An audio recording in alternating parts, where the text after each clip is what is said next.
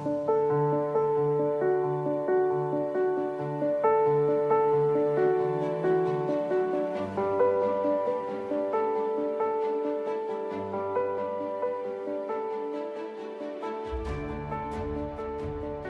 everybody, I'm Archana Shaktawat, a personality enhancement trainer and a psychologist. You know, when you're driving a car, petrol is what takes you around. But petrol alone cannot take you anywhere, and that is the importance of content in public speaking.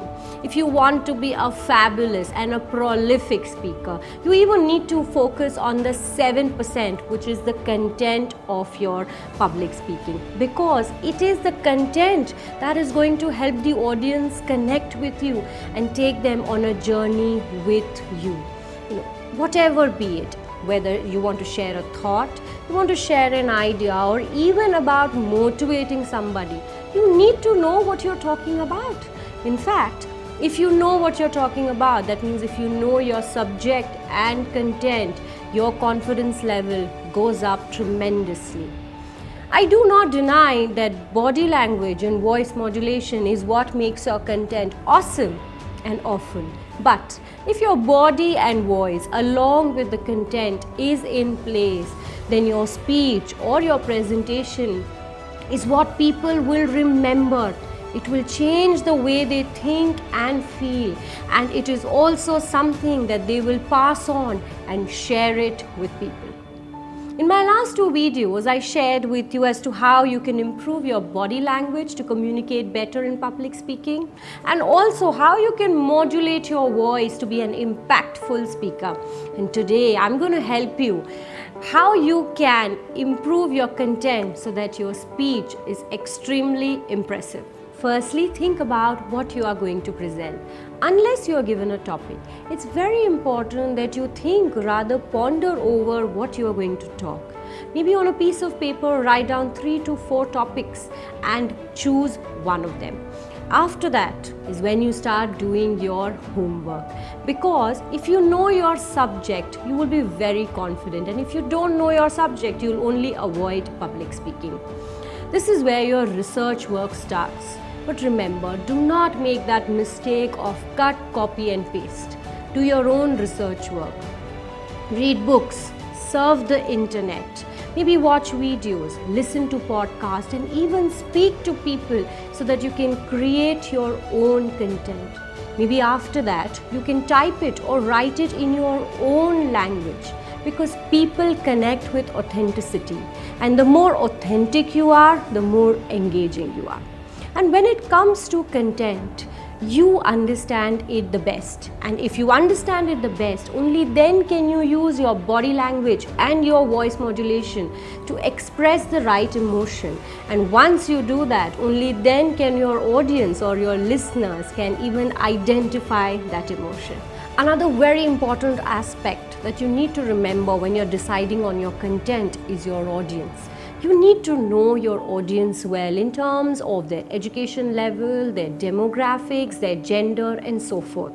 Like, let me give you an example that if you're addressing a group of very intellectual people, then you also need to be of that level in terms of your research work and your language. But if you're addressing a group of college students, you can always keep it casual.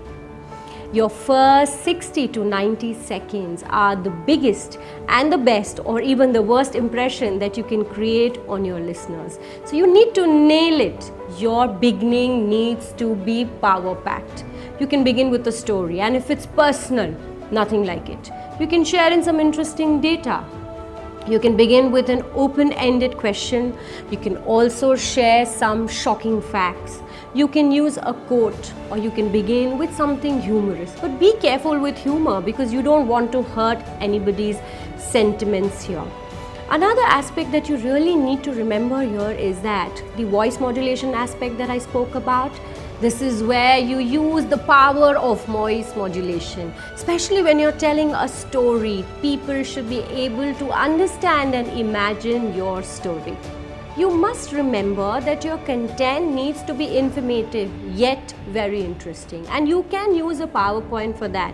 But whether to use one or not is completely your choice because you are the best judge. I'd like to share that some of my best presentations have been when I have not used a PowerPoint. But in case if you choose to use a PowerPoint, remember, don't overcrowd it. Only mention the bullet points. You can also take the help of cue cards, and because you don't want people to see you reading from the slide. So just make sure you can use cue cards so that you can read and get tips from it.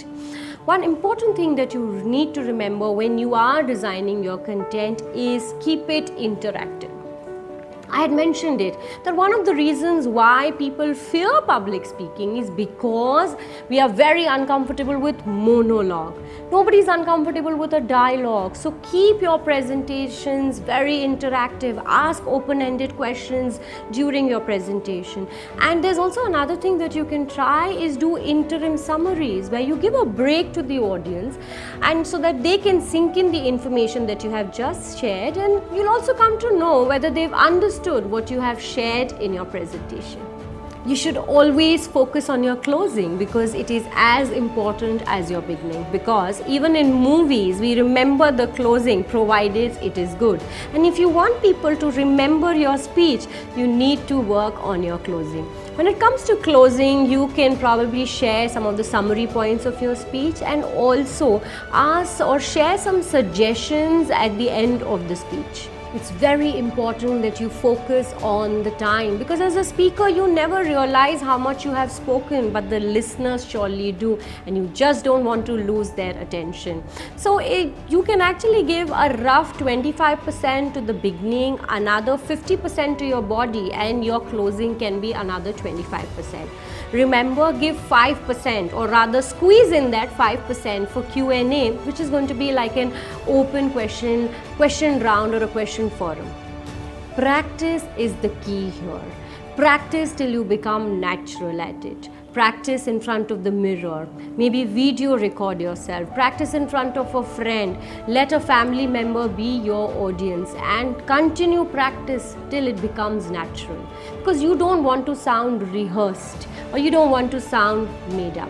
So it's very important that you practice as much as you can on your content, because if you're confident on your content, people are going to be impressed by your presentation.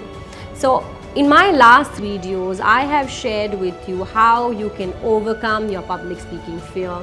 I've also shared how you can use your body language to communicate better. Moreover, I have shared that how you can use your voice to persuade and compel your listeners. And in this video, I shared with you that how you can make your speech extraordinary. So what are you waiting for? Apply these tips and work on your public speaking so that next time when you speak, people are blown away by your presentation. Stay tuned for my next video on UdaipurColors.